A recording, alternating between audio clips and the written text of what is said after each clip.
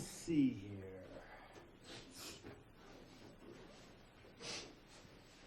here. To quote somebody from the Martin Luther King celebration that I didn't go to, how y'all doing today? Do that again? How y'all doing today? Okay, really? Is that the best you can do? That's a platitude, that's not a question. Yeah. But, hey.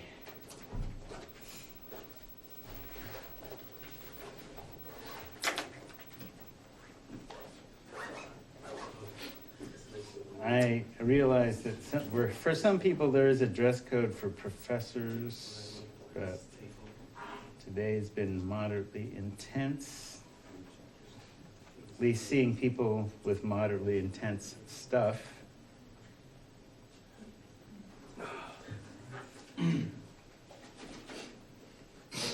I won't bore you with it, but I will give you some of the solutions.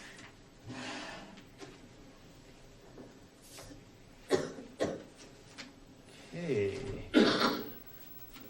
Did intersectionality already. Delaney, Du Bois. Dimension of the activists. Yes.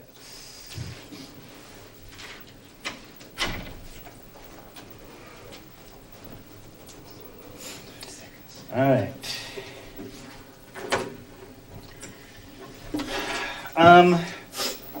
When I talk about psychogeometry, and I basically create the idea that many people don't necessarily look at the fact that they live in a dimension of culture and that there's multiple dimensions of culture, which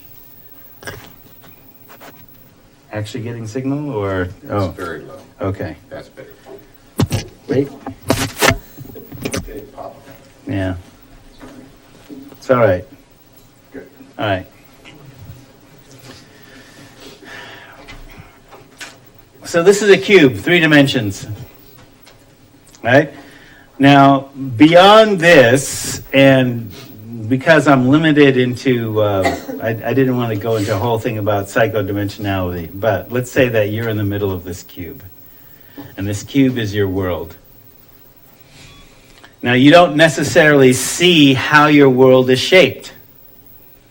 So even though we talk about, okay, well, let's say there you've got a body, and you have experiences of your body, right? So baby can't walk before they crawl. All right? Once they become an adult and go into puberty, you can't describe what an orgasm is to somebody that hasn't had one. Or even attraction or any of that. That's not a dimension that's in their mind at all. So body, mind, spirit, emotions.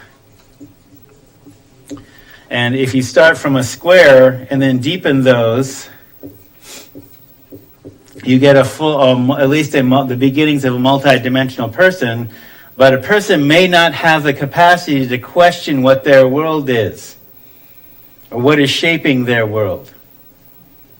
Where are you getting the ideas that your ways of constructing what reality is? And what are the effects of that, right? So so I can say somewhat pejoratively, like it's a put down, racists are stupid. I can say that, but not all racists are stupid, right? So on the other hand, if you're a genius, you're anti-racist, but not all geniuses are anti-racist. But if you meet enough of them that are, you begin to see certain, okay, how did they get that way? How do they form that identity? And what are some of the hallmarks of that?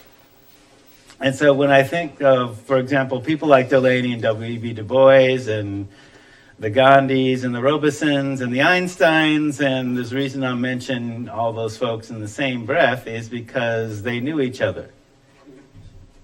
They kicked it with each other. And they read and write, and they were influenced by each other. And and they were also operating on an international stage, which your usual experience in America does not lead you to believe, right? When we talked about, for the example, the construction of Ghetto was an island where people were sent to die. And they didn't. They thrived. So that's something to be proud of, that you thrive, but no, you're put in a place to die so they can control you. Can you expand beyond that box? Okay? And not be necessarily ignorant of the world around you, but understand how that box is constructed. So when I put together this cube, the idea then is that around this cube are forces that shape the cube. That one way we can draw it is like what we call a hypercube, and that will be the next graphic that will appear. So that you get to see how your ideas about how these things are shaped. And shape them yourself, rather than be acted upon them.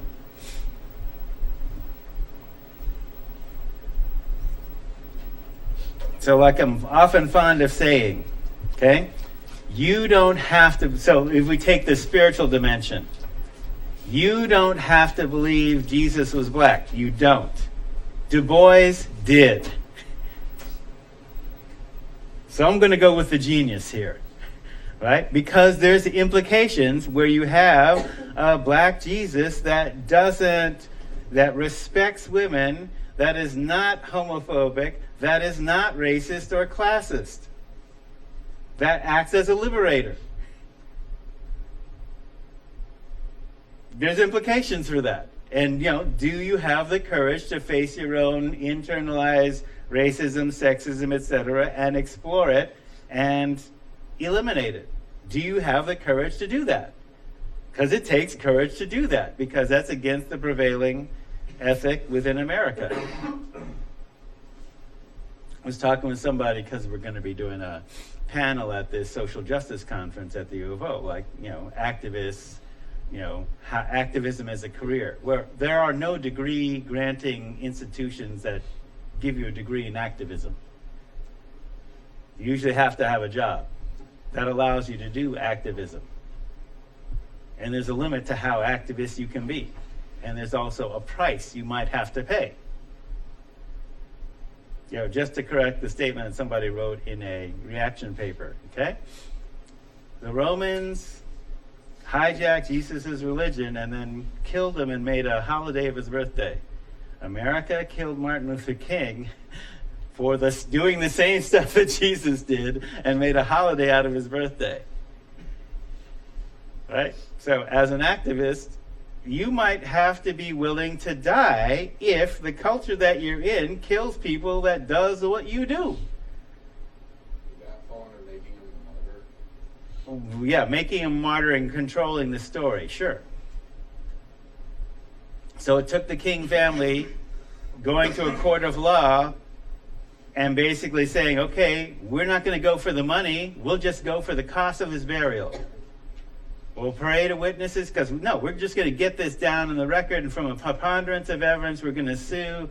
Look, we know we ain't going to be successful suing the government. We're not going to get any monetary damages. We're not even going to get an admission that they did that. We can't get that from them. But obviously, James Earl Way had help, because how do you get to London without a passport? Seriously, without the government knowing about that. Really. And the weapon, etc. Right? Could you find people within the military willing to shoot anybody, an American citizen on American soil, under orders? Yes, you could. That's what they're trained to do. All right?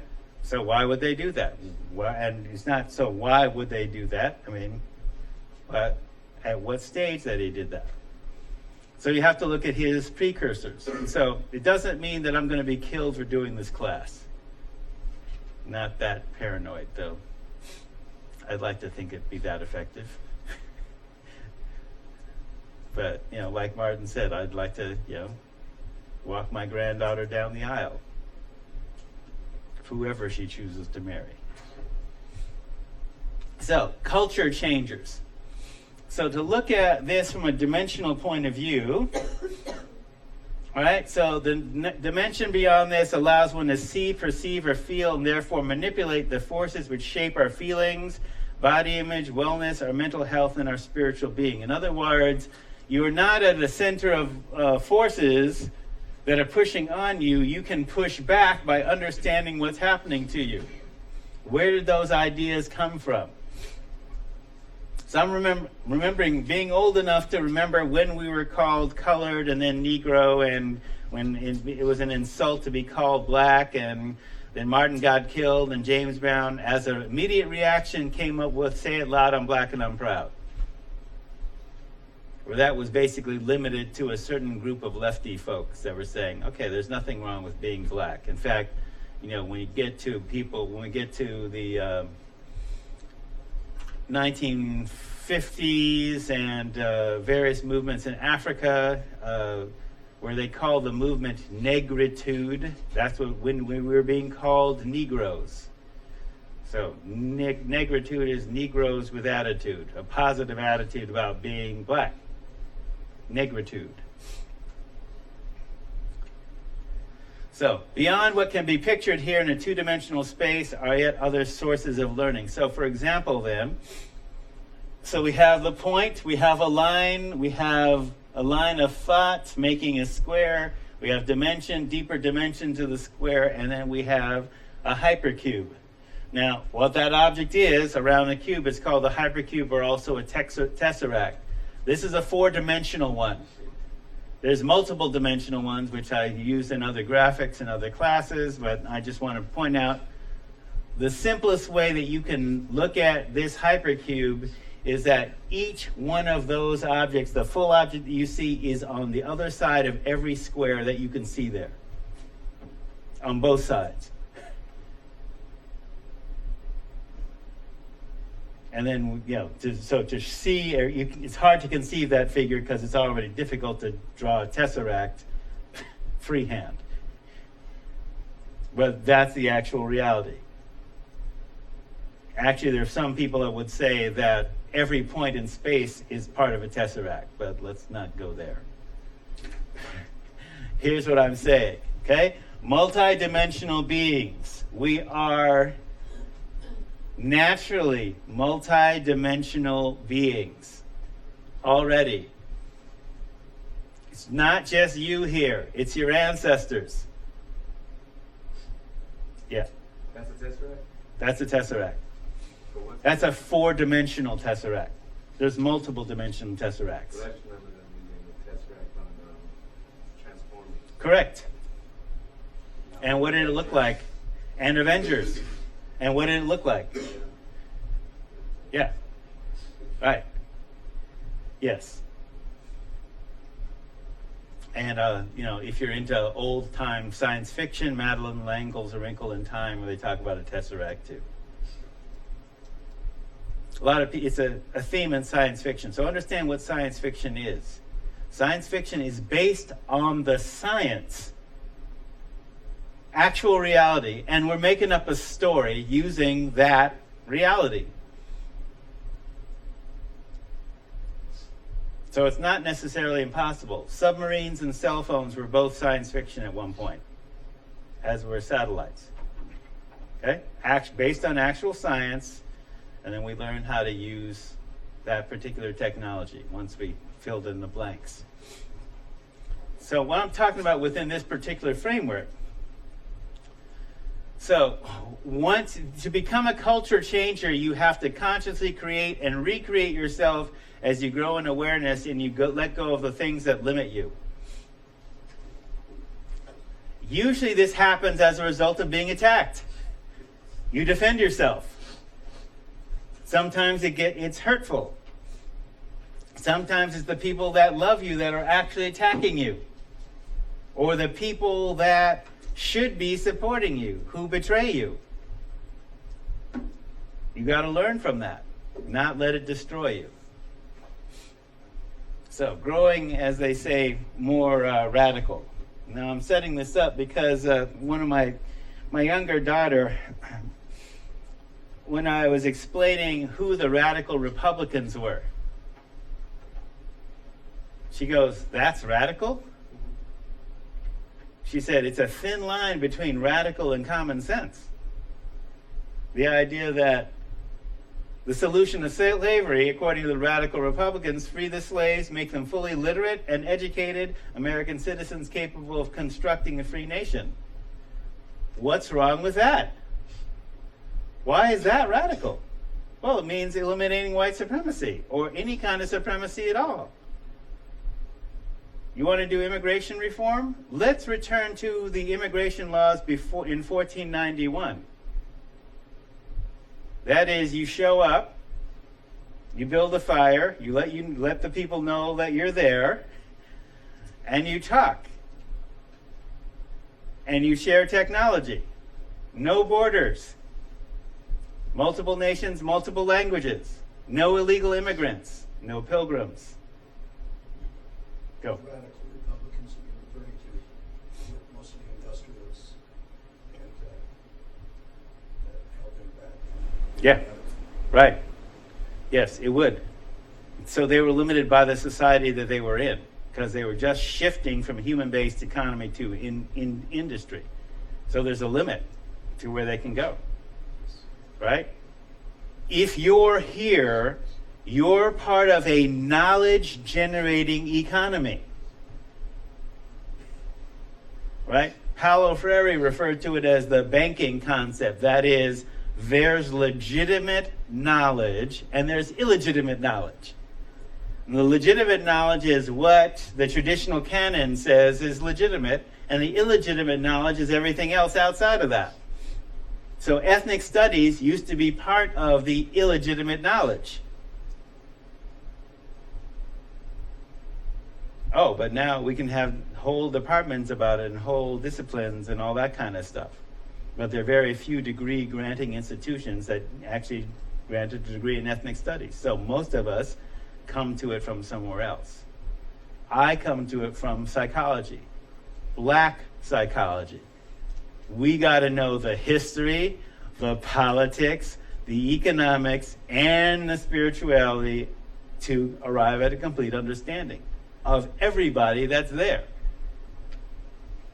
So that's multiple dimensions to begin with, right? So how do you construct a free nation? So make people actually equal to whites, at least in terms of access. We're not even talking about business success yet. We just get to look at creating access. So basically the radical Republicans are talking about reparations, which isn't just cash, but also other things to make you whole. Basically, as you pointed out, industrialists, but also lawyers. So the concept is in the law. How do we make you whole? Oh, you lost money? Okay, we'll pay you for all those years we worked you for nothing. Okay, we'll give you 40 acres and wool so you can grow your own food. We'll give you access to the vote and education. That should even things up. Yeah. Yeah.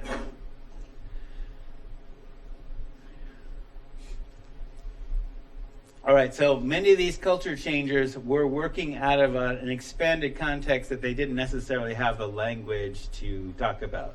And probably I'm just crazy in talking about multiple dimensions, but I had to figure out a way to give you that in a visual. Right? So if I expand, look, like I said, I love my King James Version of the Bible, but I also love my Quran, and I also love my Tibetan Book of the Dead, and I also love my Buddhist sutras, and I also, like going out in nature and sitting on a mountain, too.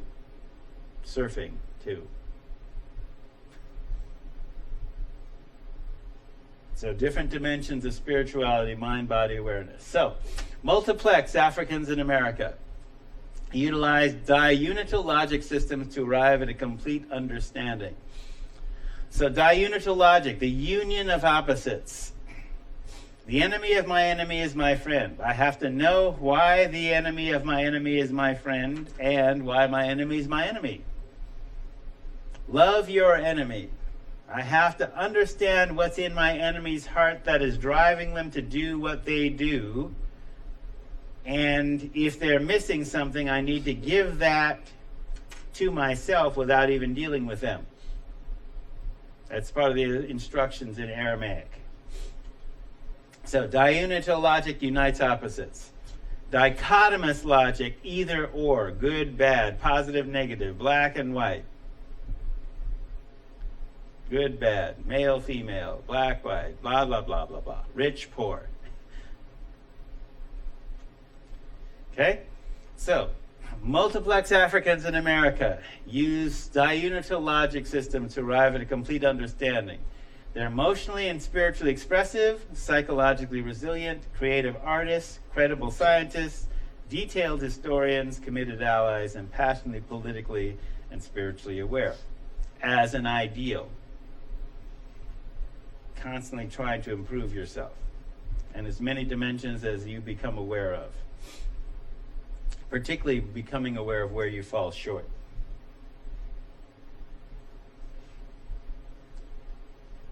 All right, so I'm a jazz musician, right? So like a jazz or juju orchestra, they can combine diverse elements to resolve complex challenges, have flexible roles, and utilize both tradition and innovation. So if you look at, for example, there's lots of different ways of playing Night in Tunisia, a jazz standard. You could do it with a kazoo. But at minimum, in jazz, you use a trio. Or, if you're good enough, you can play it by yourself. And I can refer you to several different musical versions of Dizzy Gillespie's Night in Tunisia. I like Diz's, sounds like a 13-piece band. I think Ellington's done it too. He played with President.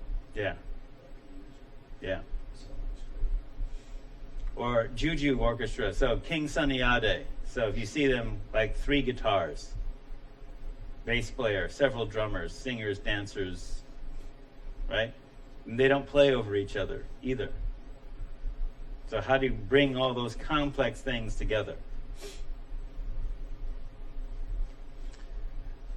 So in jazz, explicitly, we're doing, there might be a tradition where we're doing a recognizable song, but the innovation is you got to play it your own way. Black people don't do Elvis impersonators. Okay? You can play Coltrane, but you got to play it like you do it, not like he did it. So, Du Bois, he was all of these things and more. He was born during Reconstruction in 1868. He died just before the March on Washington in 1963. His biographer, David Levering Lewis, credits him with being the first African-American Harvard doctorate. That's a PhD, not an MD. Delaney was the first MD. And his dissertation was the suppression of the African slave trade to the United States. Basically talking about that theoretically happening in the early 19th century, even though it actually continued into the Civil War. He also invented urban sociology with his piece, The Philadelphia Negro.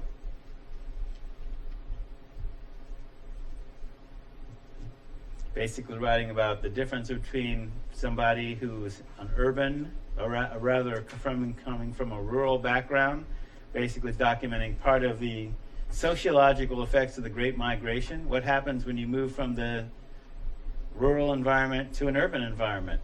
What changes you? You know, black people say, "You so country." Well, why is that? Because we come from cities. As Kanan pointed out, we taught the world how to live in cities. So yeah, we're used to being urban. Architect. So architect in the sense of you design, you draw out of American civil rights and Pan-Africanism. So the idea that Africa is not a continent, not a country, It's a continent. And so that there's differences. But across those differences, we can come together for common purposes. He founded, over his lifespan, the Crisis, which is the NAACP's magazine. Phylon, a scholarly journal at 72 that's founded, right? So he's actively writing and thinking. Co-founded the Socialist Quarterly Freedom Ways at 92 and started the Encyclopedia Africana at 93 in Ghana. So I went to his house in, basically it's down the street from Embassy Row in Accra in Ghana. And what he was trying to do, what a lot of folks were trying to do, but black people in particular and people like Du Bois, is I grew up here in America reading the Encyclopedia Britannica. Wait, I'm an American. How come we couldn't have no Americans? No, but the British Empire was the standard of reference for everything scholarly because it was older than America, right? So you had the Encyclopedia Britannica, you had National Geographic, you had those scholarly references, and if you wrote a report, you had to go to a paper encyclopedia, read it, write it down, paraphrase it, and deliver said thing, which was what libraries were for. Now, I think y'all have lost something by being able to Google stuff, because you don't get the backstory, you don't get the references, and the learning that you get from actually sitting down and reading something, like in your hand. There's a different process neurologically in terms of learning that you go through when you're doing it at protein speed rather than electronic speed. So that's why it's useful to be able to go between both. Right? So that's the Encyclopedia Britannica, right?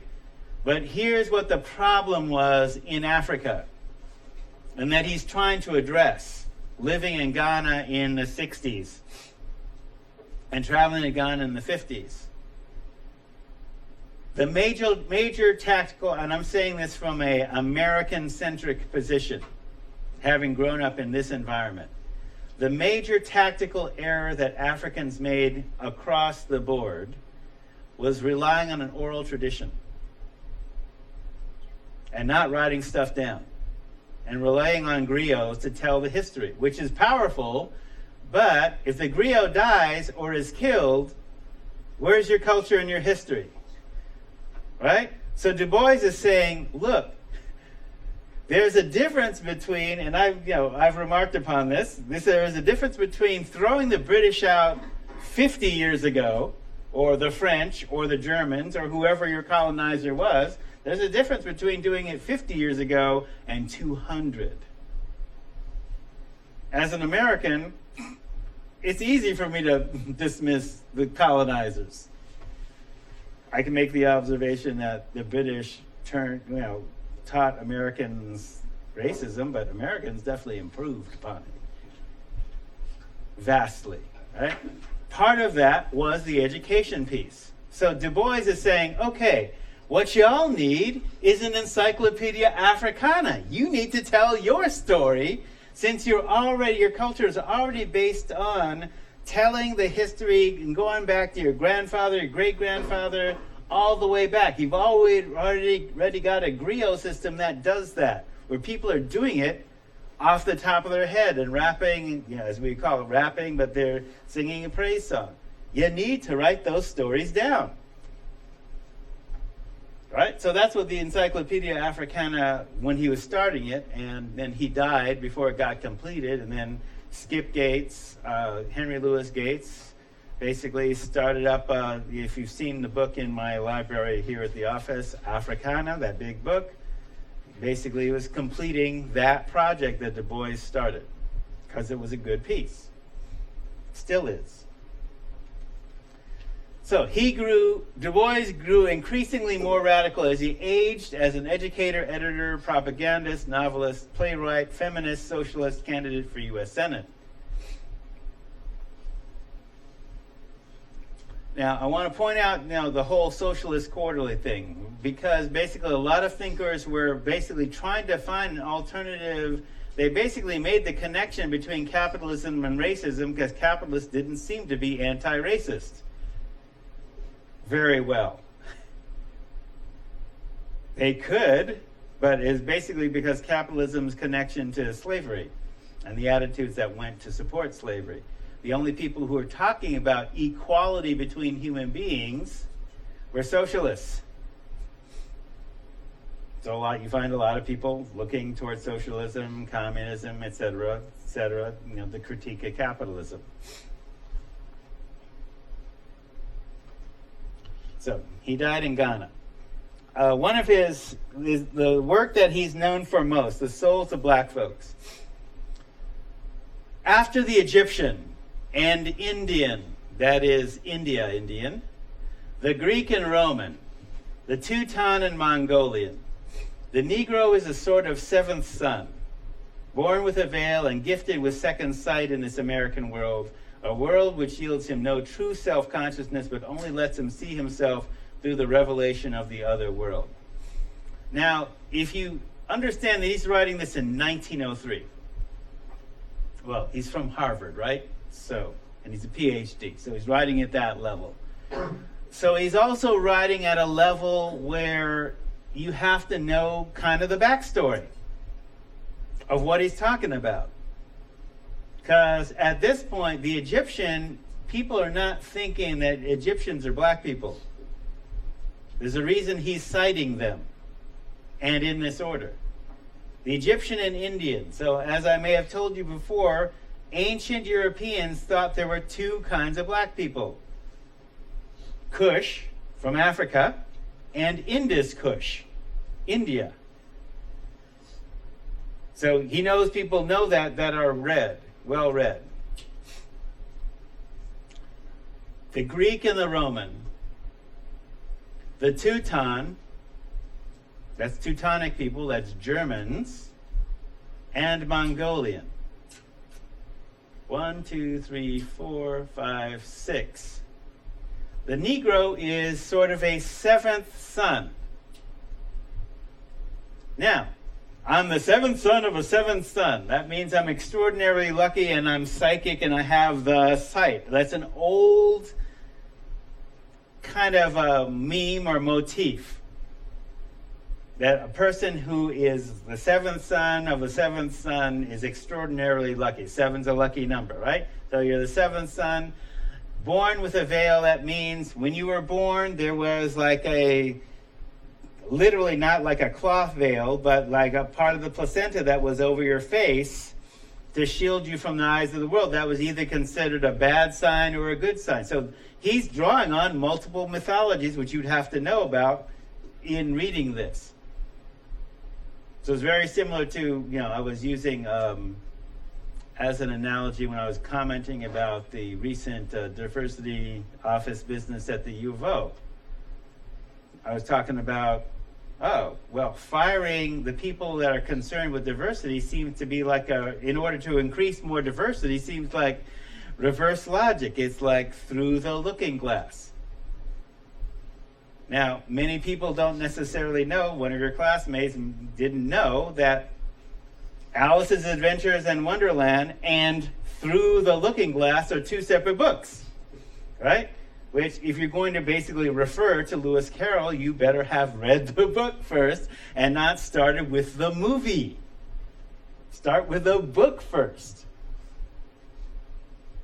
Like Amistad was a book before Steven Spielberg made it into a movie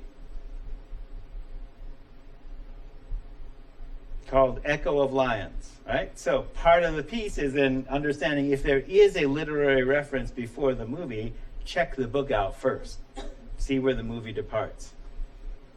Because rarely does the movie improve upon the book. I mean, The Color Purple was a good movie, but it's not better than the book. Definitely not better than the book. There's some things that get lost in translation. So, the Negro is sort of a seventh son, born with a veil and gifted with second sight into this American world. Second sight, basically, they can see behind appearances. They can see the invisible world. They can see the past, the present, and the future simultaneously. A world which yields him no true self-consciousness, but only lets him see himself through the revelation of the other world. That is, black people can only see themselves as America sees them. There is no consciousness in 1903 about where do I look to find my excellence? Where is that?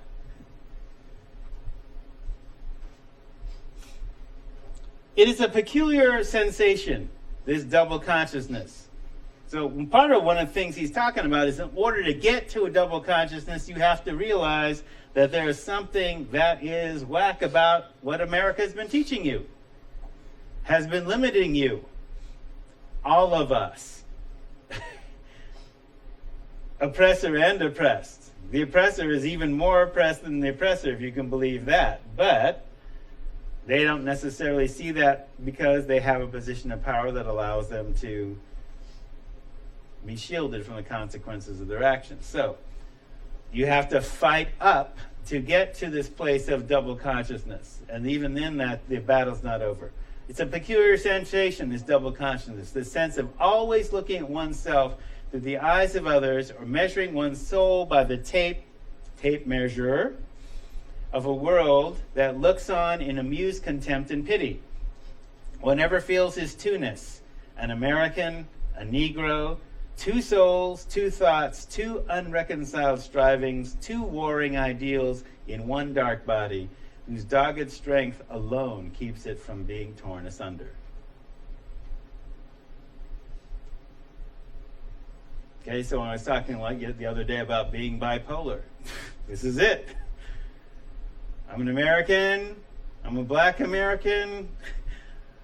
These things are at war with each other. If the more I get more conscious, the bigger the war gets. How do I hold it together? And he says, okay, one dark body that keeps it from being torn asunder. You've got to keep it together. The history of the American Negro is the history of this strife, this longing to attain self-conscious manhood. This is in a time where we were using the male gender to refer to everybody generally, so just understand that.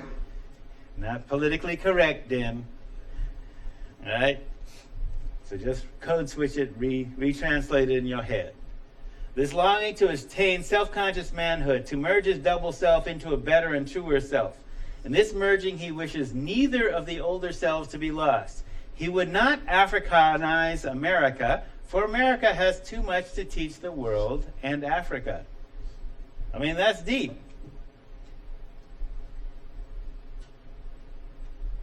Don't Africanize America, for America has too much to teach the world and Africa. He would not bleach his Negro soul in a flood of white Americanism, for he knows that Negro blood has a message for the world. He simply wishes to make it possible for a man to be both a Negro and an American without being cursed and spit upon by his fellows, without having the doors of opportunity closed roughly in his face. I mean, bleach your Negro soul. Whoa.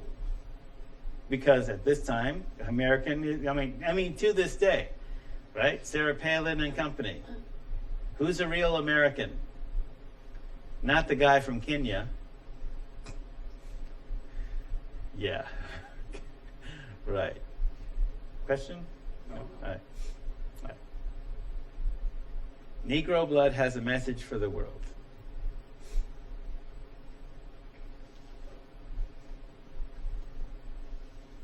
So, acquire as one part of your library the souls of black folks, or better yet, you can actually get David Levering Lewis's W.E.B. Du Bois Reader. You can also get his science fiction stories and some other things that I will show you shortly. So W.E.B. Du Bois, a reader, a series of essays in Gandhi and the American Negroes. We find the CP and NAACP, the concept of colored people, in Du Bois's words, not originally confined to America. So here's what the discussion is, and y'all in BSU take heed. So if the college is bringing Gandhi's grandson to the college, check that out. Because here is the issue that Du Bois is looking at, and many black thinkers are looking at. How do we deal with racist America without going to war? We already did the war thing. Didn't work out so good. How do we non-violently change it? Who's got the model? Who has successfully done what we're doing or wanting to do? And they were looking to Gandhi because of what was happening in South Africa, because there is a connection between South Africa and America. There is, definitely. So they talked about bringing Gandhi to America. Like, okay, you're already a world leader. We'll bring you to New York City. Except in 1920, Gandhi's considered black. So he can't stay in the Waldorf Astoria or any of the finest hotels in New York. Right? Nobody, well, maybe he should have kicked it in Harlem, like Marcus Garvey and et cetera. I'm getting ahead of myself. All right? In Gandhi and the American Negroes, we find the CP and NAACP. I remember the discussion we had on inviting Gandhi to visit America and how we were forced to conclude that this land was not civilized enough to receive a colored man as an honored guest. So in the year Martin Luther King was born, 29, the American Civil Rights Movement was in contact with one of the best-known proponents of nonviolent protests. So Gandhi couldn't come to America because of that hotel situation. In 1929, as the Depression loomed, I asked Gandhi for a message to American Negroes, which I published in The Crisis. So Gandhi couldn't come to America, so he asked him to write a message. Let not the 12 million Negroes be ashamed of the fact that they are grandchildren of slaves. There's dishonor in being slave owners. But let us not think of honor or dishonor in connection with the past. Let us realize that the future is with those who will be pure, truthful, and loving. For as the old wise men have said, truth ever is, untruth never was. Love alone binds, and truth and love accrue only to the truly humble. And I believe he's quoting the Upanishads.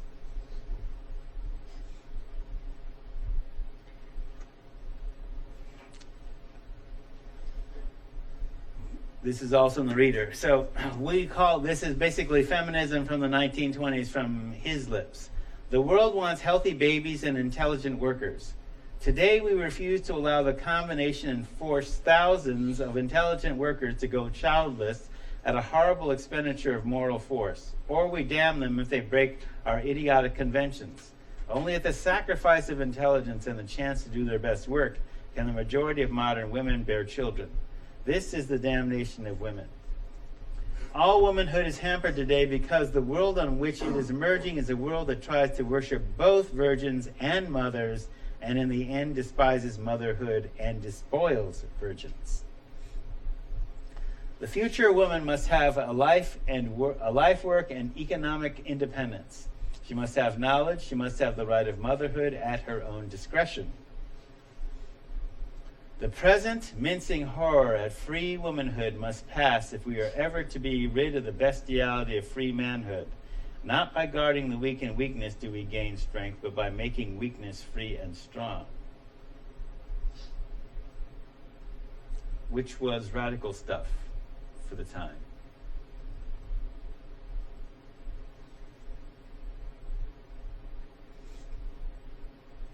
The world must choose the free woman or the white wraith of the prostitute. Today it wavers between the prostitute and the nun. Civilization must show two things: the glory and beauty of creating life and the need and duty of power and intelligence. This only will make the perfect marriage of love and work.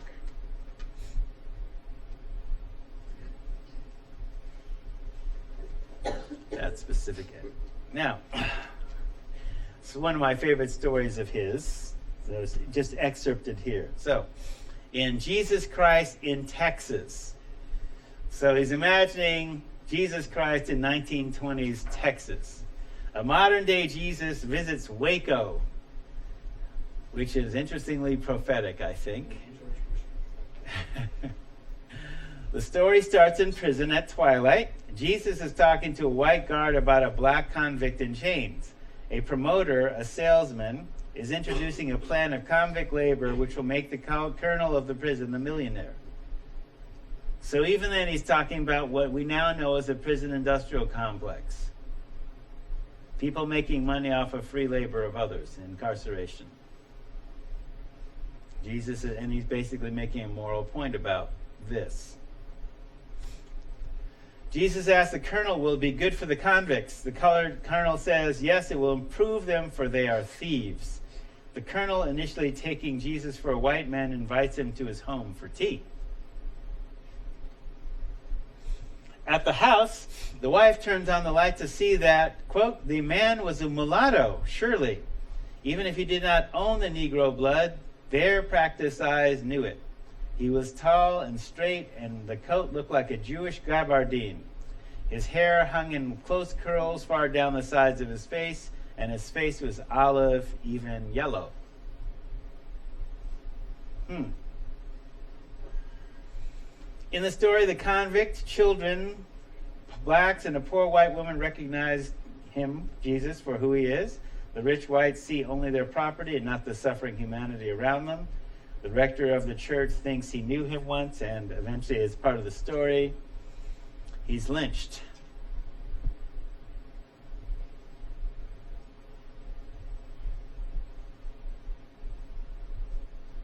Well, it is Waco.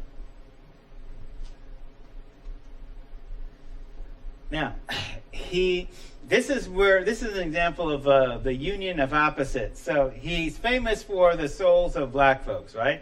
So he writes this piece called "The Souls of White Folks," and in that piece he directly confronts the doctrines of contemporary white supremacy at the time, including the doctrines of manifest destiny, social Darwinism, and the white man's burden, which we'll explore at length shortly. So, manifest destiny. The 19th century doctrine, 1800s, according to which the United States was believed to have the God-given right to expand and possess the whole of the North American continent. Part of manifest destiny basically said we need to get California and all that stuff from Mexico. From sea to shining sea.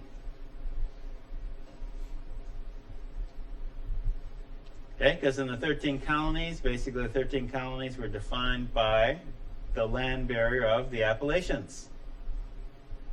Right? So everything west of the Appalachians was considered wild, untamed territory. So eventually we get the Louisiana Purchase from the French, Florida from the Spanish and British, Georgia, Tennessee, the Carolinas from the Cherokee, and keep going. From sea to shining sea. Because God wants us to do that. Manifest destiny. Social Darwinism. This is from the American Heritage Dictionary on my Macintosh, a discredited. Now, when they say it's discredited, it was believed at the time, but now in the late 20th century, we're saying we don't believe this anymore. Wink, wink, ha, ha. A discredited social theory stating that the political and economic advantages in a developed society are derived from the biological advantages of its collective membership. Meaning, if you're rich, you're born to be rich. And you're rich because you are the superior people, the superior hardworking people.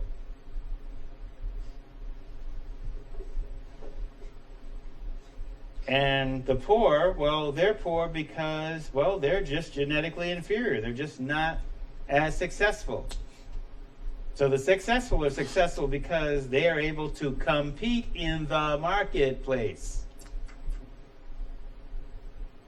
Survival of the fittest. Oh, and since we're running the country, we must be the fittest. And if you ain't running the country, I guess it sucks to be you. Now, they say it's discredited. But, is it? May be discredited, but, The white man's burden.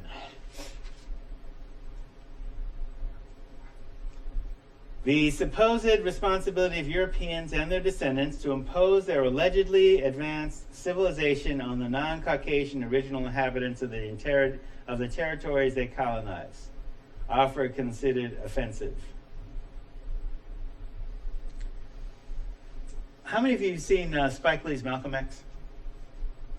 All right, so before that movie was made, many of us were raised on that whole program because remember I told you my parents practiced a particular form of child abuse about making you read the dictionary and the encyclopedia, right? So, I asked Dad, okay, so he used the term manifest destiny. Manifest destiny, what is that? Go look it up. I did. Social Darwinism, what? I'm still in middle school. And I've just been reading Franz Fanon, The Wretched of the Earth. So where are they getting these ideas that they're superior? Where is that coming from? He said, look at the dictionary. Look up man in the dictionary. Okay, man. Look up woman in the dictionary. Oh, man says strong, woman says weak. But wait, men can't have babies. If a man went through the pain of labor, effeminate and weak. Wait. He said, who's writing the dictionary? I'm not sure. Okay, read on. Look up black. Black. Look up white. Oh, wow. There's a difference. Yes, well, who's writing the dictionary? Yeah, look, black market, black list, blackballed, evil, dark with anger, gave him a black look. Yeah, and then all these things with white. And so at the end of the dictionary, you got white man's burden, right? And white lie. So, a lie perceived or intended not to harm, but told in order to avoid distress or embarrassment. Wait, it's a lie, but it's a good kind of lie to keep people from being offended. Wow, so a black lie is like, you can trip out behind it. So that scene in Malcolm X where the brother's breaking down the dictionary to say, look, this is dichotomous logic. This is what you have to understand and absorb and go beyond because your thinking has been programmed without you thinking about it.